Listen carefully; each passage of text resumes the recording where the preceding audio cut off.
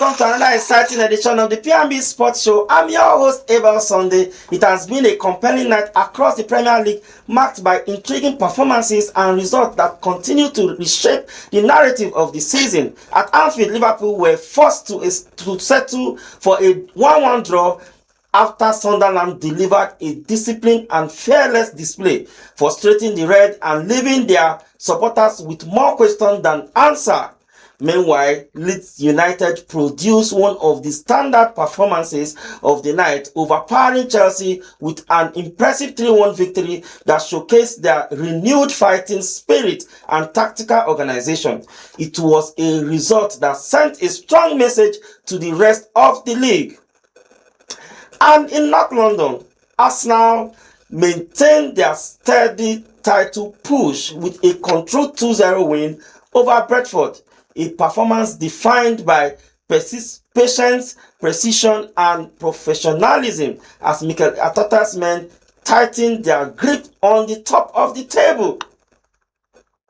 Now, joining us to break down all the key talking points, the turning moment, and the wider implications of the last night's fixtures is our trusted analyst Walter Odige and also Eru John. Grab your teacup because P&B Sports start now.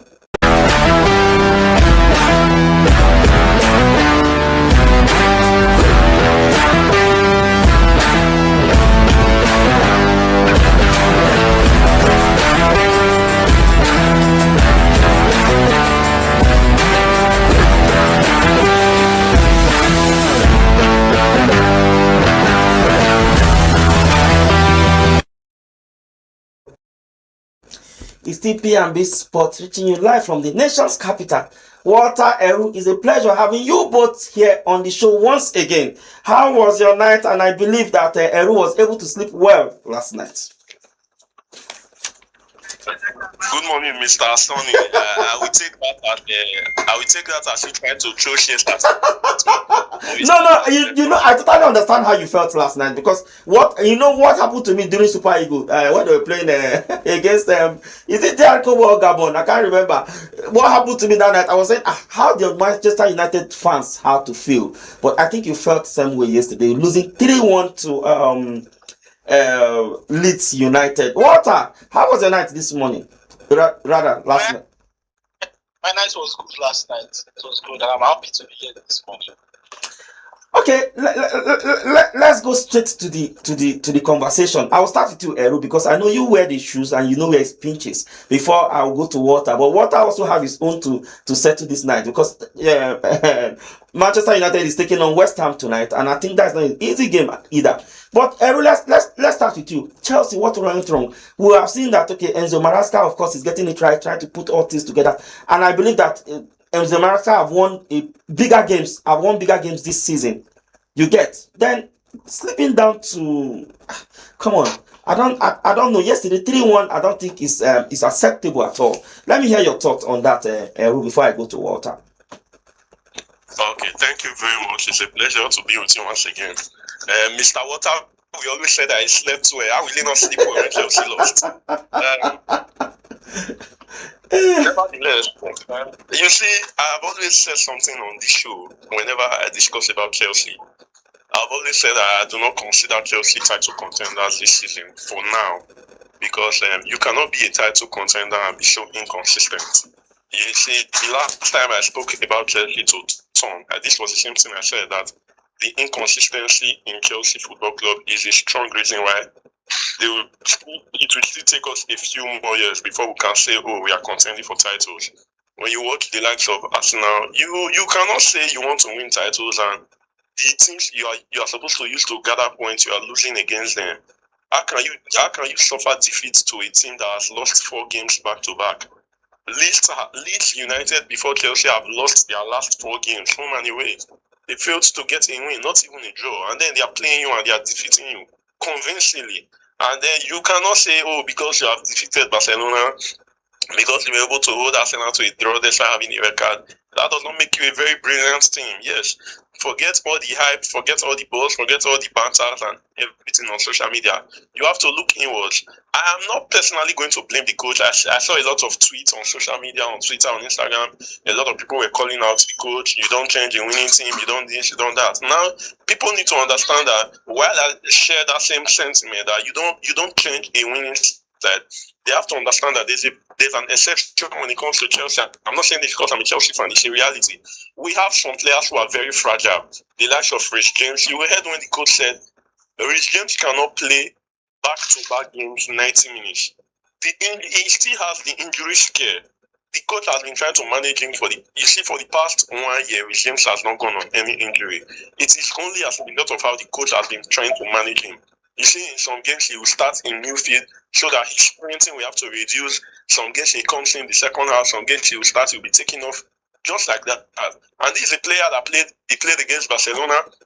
He played the entire 90 minutes. He played against Arsenal. At some point, he was alone in the midfield. He played the entire 90 minutes. For sure, you know that the coach is not going to start him.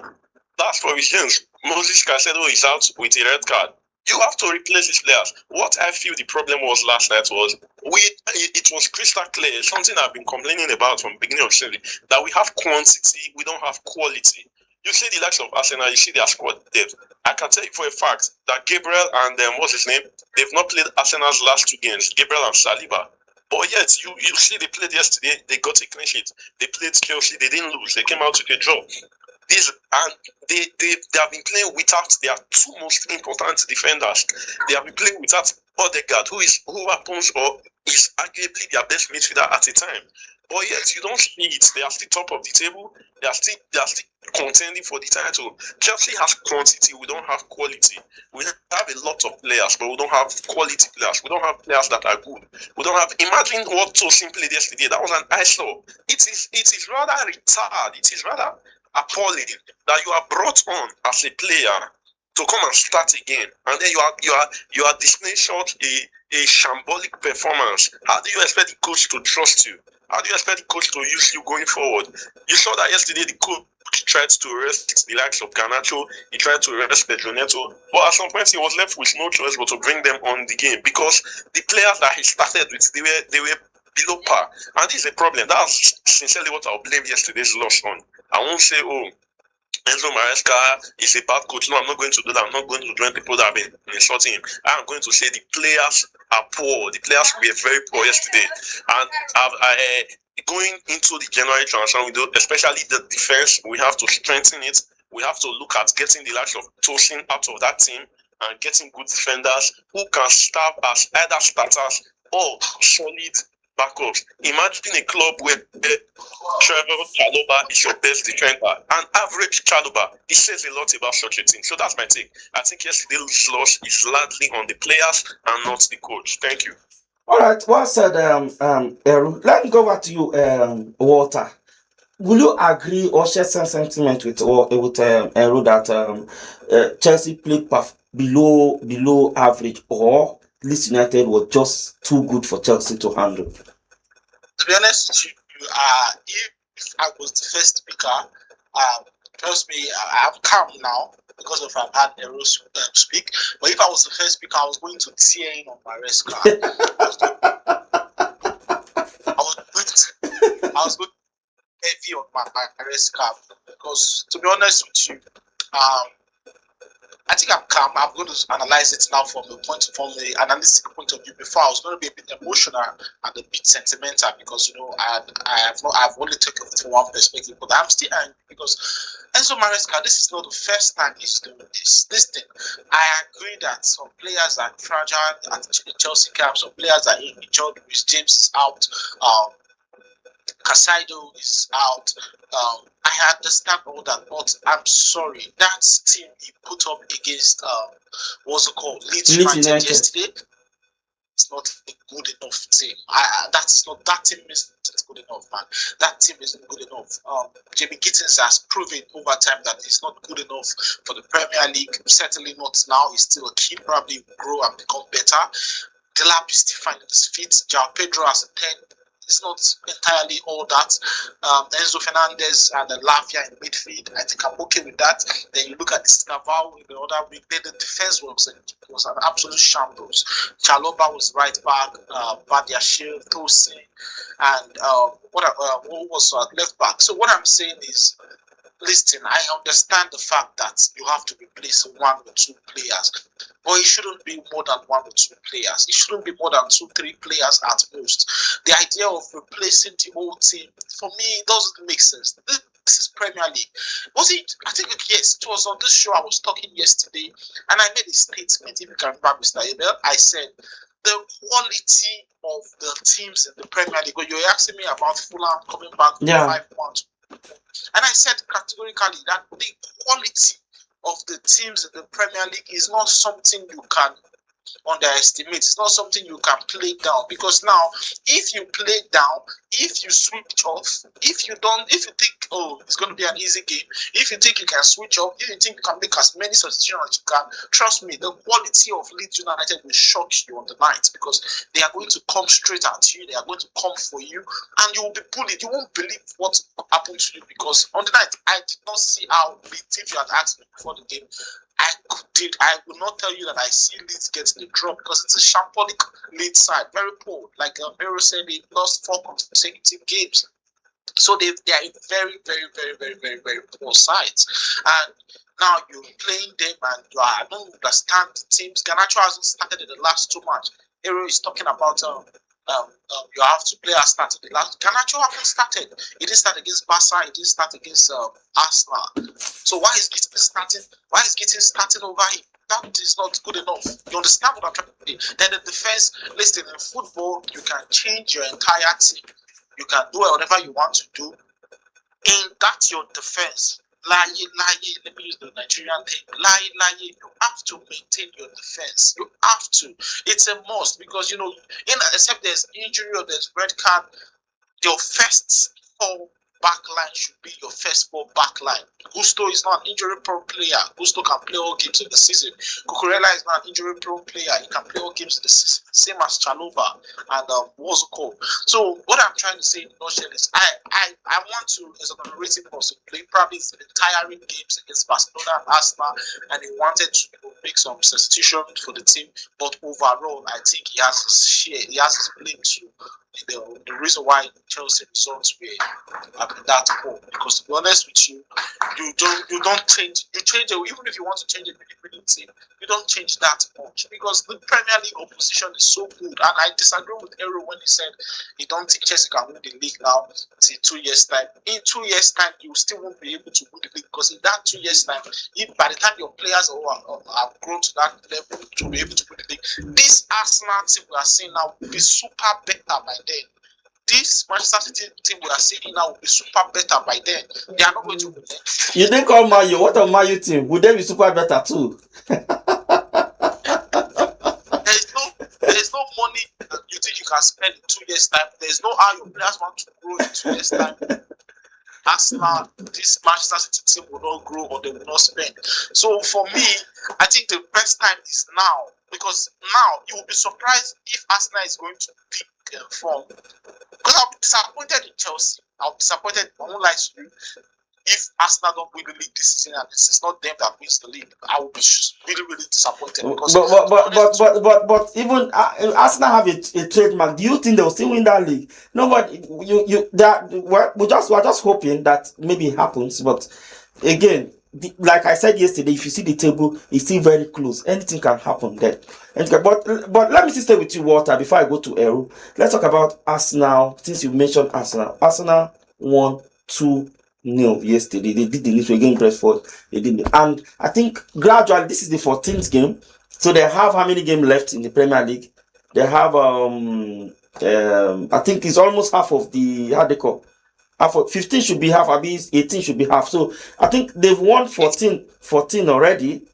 Rather than we're in 14th game already, and they're also cruising at the top of the table. But with this push every week out, they are grabbing results every week out. Do you see them grabbing or gradually believing that yes, they can lift that trophy come May next year? Yes, they should. They should. I think the title is theirs to lose, to be honest with you. The title is Arsenal's to lose because they are, for me, they are the best side of the Premier League this season, and they've shown that they are the most consistent side also. So they just have to keep their head going. And yesterday's performance was one that I really loved because it's one that, like as you put it in the intro, it was a resilient performance. It doesn't have to be perfect, it doesn't have to be clean, but they did the most important thing, which was to get the 3 points. So, and I'm very happy. I'll be very happy if Arsenal win the title this season, but there's this Arsenal factor that cannot make me so sure or so confident about them. Okay, Walter, and let me go back to Eru. Eru, maybe you tie this together, and also you talk about the Arsenal game, and also you talk about the Liverpool game. Liverpool again, and his lot and his men have dropped a defending champion. They've dropped points again against Sunderland, 1-1. And well, I think one of the goals was even own goal. So you could see the after dominating so much, and you had to lose to a Sunderland side. Let me get your thought on these two games. Okay. First off, let me talk about Arsenal. And considering the fact that, sorry, hold on, considering the fact that Arsenal also have beaten in Europe, arguably, I think Arsenal should be one of the best teams in Europe because they've won. Look at what they dispatch Bayern Munich as well. So go ahead, please. Presently, they are not arguably the best team in Europe. They are the best team in Europe. I mean, a team that is sitting comfortably in first position in the Champions League table. That's the best team in Europe as of now. Yeah. Like you just referenced what they did to Bayern. Arsenal is a very good side at the moment. I always say something about them. Rivalry aside, banter aside, their investment in squad depth is what is paying off for them now. I think that's something they always lacked. They always missed that they've gotten right. Arteta has gotten right this season. The investment in squad depth. Before now, I mean, if Arsenal were to lose Odegaard, we've seen this last two seasons, lose Bukayo Saka, lose Gabriel, lose Saliba, the season is over for them. They go on. They can even go on to lose 4 or 5 straight games. But this season, we have seen that these 4 players that I have just mentioned, they have gone injured at some point in the season, and it doesn't look like anybody left the team. As we speak, they even play without a striker. They have been playing Merino as a striker. Merino is not naturally a striker, and he's still scoring goals. They are still doing so well. Their squad depth investment is paying hugely. In fact, they are already getting a return on investment on squad depth. And I sincerely hope, rivalry aside, that they are able to continue in this momentum. You see, when you want to win titles, you have to try to do everything to win every game. You have to try to do everything to win every game, and that's what they have been doing.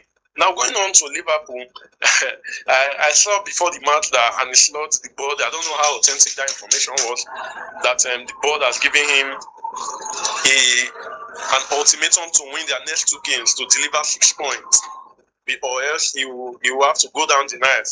And right now, he has already lost 2 out of that 6 points. He salvaged a draw against. And you made mention of something. You said a Sunderland side. Sunderland this season, I think, is one of the best teams that came from the championship. I mean, they've been incredible this season. They played Arsenal. They held Arsenal to a draw. They've held Liverpool to a draw. They've won some games this season. They are a good side. I think they're I've forgotten the particular position they are on the table, but I'm certain they're in the top 10 on the table. So Sunderland is a good side. So personally, considering Liverpool's form, I would say Liverpool, we are very lucky to get a draw against Sunderland. I'll put it in that manner. And Liverpool were very lucky to get a draw against Sunderland this season. That is the English Premier League defending champion we're talking about too. We are the Benin people will say, let me say in pidgin, I fake get money, not be property. Yes, they are the defending champions. But what are they doing this season? Where are they this season? I don't know if you get my point. Yes, they are still the defending champions up until May next year. What are they doing this season? Where are they? Are they showing to us at the moment that they are the defending champions? I mean, they have been losing. They have been having streaks of losing games, and they managed to get a draw against an informed Sunderland. I mean, that's a good result for Liverpool at the moment. at the moment. Emphasis on at the moment.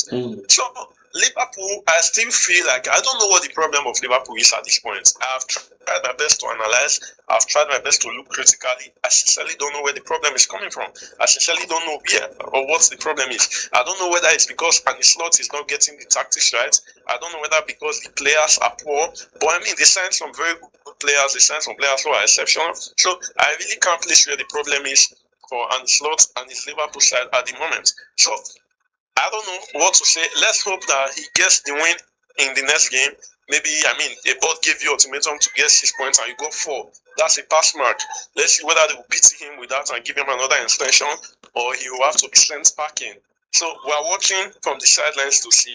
But I sincerely hope that their downfall continues because of because you benefit from it, right? But if you look at the table, Eru, you see that Arsenal is closing 33 points. Man City is 28. Aston Villa third, 27. Chelsea 24th. In fourth, Crystal Palace 23, fifth position. Sunderland, that you just mentioned, 23, sixth position. But if you look at it from fourth position to the first position, we are having I think total of 6 points. So if Arsenal just drop 2 games, Chelsea should be joint top joint top position with Arsenal or thereabout. But the way you see Premier League this season, I think the thing is still very, very open, wide open. Anybody can snatch it. Anyone that wanted it must snatch it. I don't know. I just want you to have share a little bit insight on that regard. I'm talking about the table now, how it looks like. Before I go over to Walter. Okay, Mr. Sean, let me tell you the truth. Yes, I agree with you. The table is still wide open, sincerely speaking. I think we're just 14 games. Yes, 14 games down, yeah. Exactly. So the table is still, as much as the table is still wide open, time is counting. While in December, the league ends in May. Now, the table decider for me, in the number of years I've been watching the Premier League, is December and January. I think I've told you on this show, I've told you in particular on the show one time, that if you can stay top of the table by the end of January, personally, I don't know what other people think. If you can be at the top of the table comfortably by the end of January, you are already 1 leg into winning the title. You already, personally, that's my personal observation and opinion. But you know, sorry to cut you short, but you know, I think Arsenal has done that too, and they go on to lose that title. That's why I said 1 leg. That's why I did not say 2 legs. Okay, I said 1 leg. The reason I said 1 leg is because you see these 2 months, December and January, they are the months that have the most number of games. I mean, in these months, I think teams are going to play up to 8 matches. That means you're going to play on weekdays, you're going to play on weekends. You're going to play on weekdays, you're going to play on weekends. So this is the time where a lot of teams have fatigue, a lot of teams have injuries, a lot of teams lose games, a lot of teams win games because you are playing on Sunday and then they are telling you that you have 3 days or 2 days to prepare because you're going to play on Tuesday or you're going to play on Wednesday. You are playing on Wednesday and they're telling you have another match on Saturday.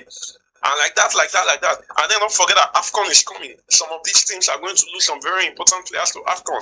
For example, Manchester United, the likes of Brian Mbemo, the likes of Amad Diallo, they are going to participate in AFCON. Some other teams, like Mohamed Salah, is going to leave. Some other teams, just like that, they are going to lose some of their important players to the African Cup of Nations. And this will always have a big blow on some of these teams. So that's why I said these 2 months are the most important months for me.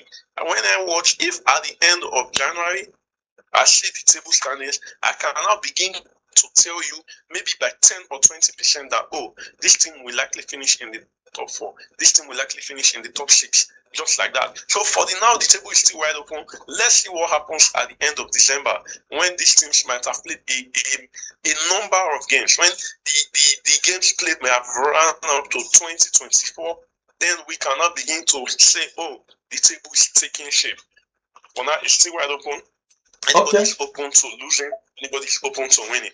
Okay, well said. Let's go over to Walter as we wrap up.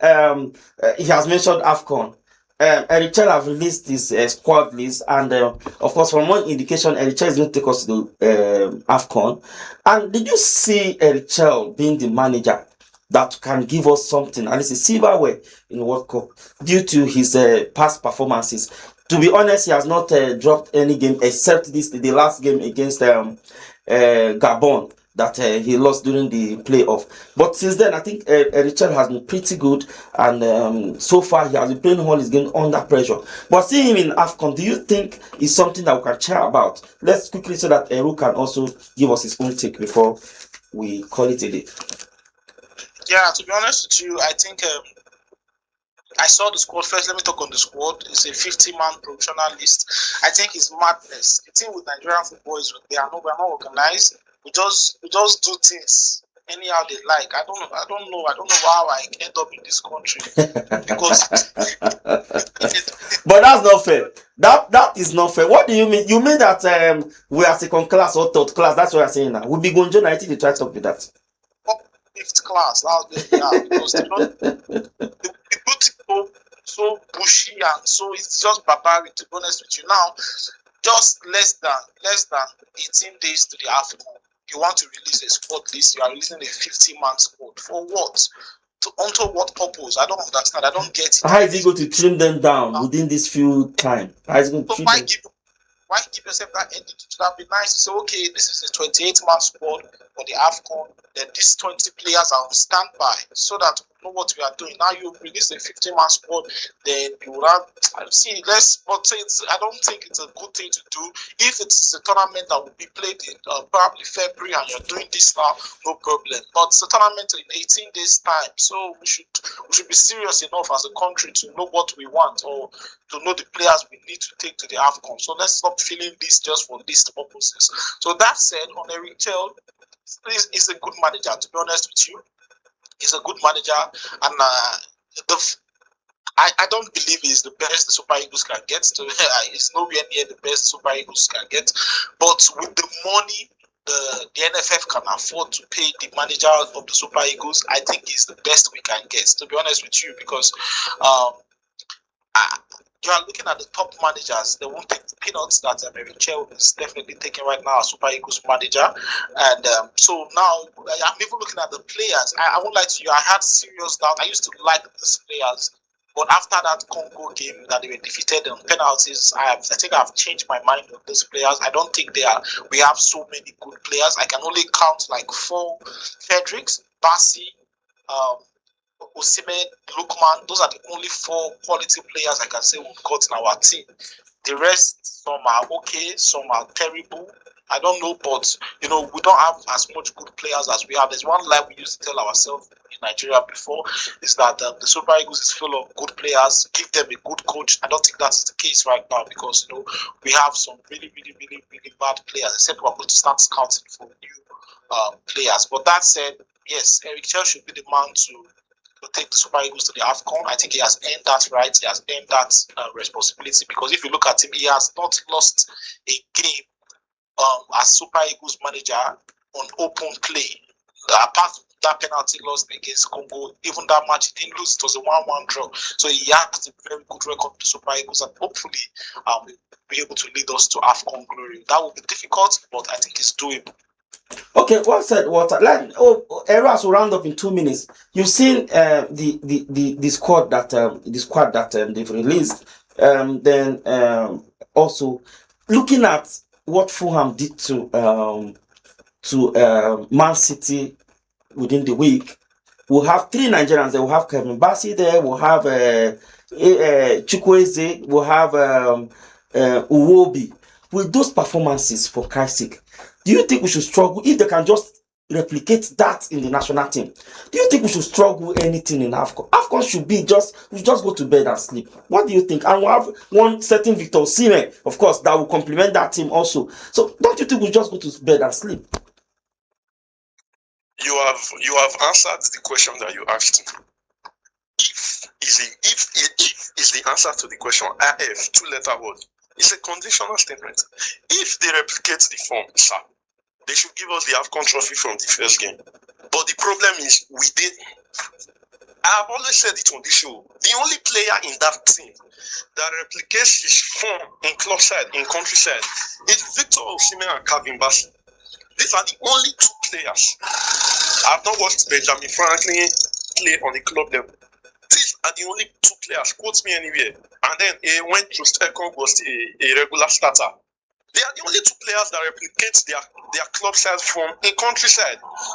When you go to Fulham and watch Alex Iwobi, you will begin to ask yourself, is it that the one they give to us as Super Eagles? Is it that it's a no? When you watch the likes of Chukwueze, right from his days at Villarreal, and you see him playing the Super Eagles, you begin to ask yourself, is it that we were scammed or they gave us his twin brother? See what Chukwueze is doing now at Fulham. He already has 5 good contributions in 3 or in 7 games. Already, yeah. Come and watch what he plays for us at the Super Eagles. They play, I told you something the last time we spoke about them after the Congo game. Many of them play like they force them or they beg them. So whatever they give you, you have to manage it. I have said it previously. If they are not, all I need is I know that they are not treated very well. Good and fine. So if you're not treated very well, please don't play. Yes. Don't honor the invitation. Don't honor it. No, exactly. Decline it. Don't come. Let us use home-based players. I mean, those ones they're even looking for a platform to showcase what they have. Now they have dropped a 15-man squad list. Let me just tell you the truth, Mr. Sonny and Mr. Water. They want to play politics. That's why they released 15-man list. Because 18 days to a competition, you are dropping 15-man list. For a competition that requires you to come with just 25 or so. So, you say that we are not even ready. The politics they want to play now is from that 50-man list. They will not start giving slots to NFF chairman. They will give slots to some politicians. Those ones will select. Then the coach will select. And you will see when we are playing that one, you'll be hearing names like Musha Yesu, this and this, that and that, coming in games. And you begin to ask yourself, is this a footballer? Have I ever seen you? Have I ever watched you? And they deliver below par performances. It is always a recycling thing for us in the Super Eagles. It is always a recycling problem. So, going into AFCON, if the players can replicate their form, I mean, we have some players who are on top form for their club size. We have Chukwueze, we have Iwobi, we have, what's this guy's name that plays attack, Tulu? These players are on form. We have this. They are on form for their club side. If and only if these players can replicate 50 or 70% of that form in the countryside, I can beat my chest to tell you that there's no country in Africa, including Morocco, that will be able to stand a chance against us at the AFCON. All right, unfortunately, we ran out of time, and that is where we wrap up today's edition of P&B Sports Show. It has been an insightful conversation as we reviewed a dramatic game of Premier League fixtures from Liverpool hard-fought draw at Anfield to Leeds United statement victory over Chelsea and Arsenal's continued push at the top of the table. A special appreciation to our analyst Walter Odige and also Eru John from the Asian city of Benin. I want to thank you so much for your contributions as always on the show. Thank you so much, Mr. Eru and Walter. Thank you for having me. It was nice being here. Okay, to our viewers across the country and beyond, thank you for choosing to spend your monies with us. You can connect with us on all social media platforms, on YouTube and Facebook at Politics&BusinessTV.English, on IG at P&B_TV_English, on X at P&B TV_ENG. My name is Abel Sunday, and for me and the entire team in Abuja, say goodbye.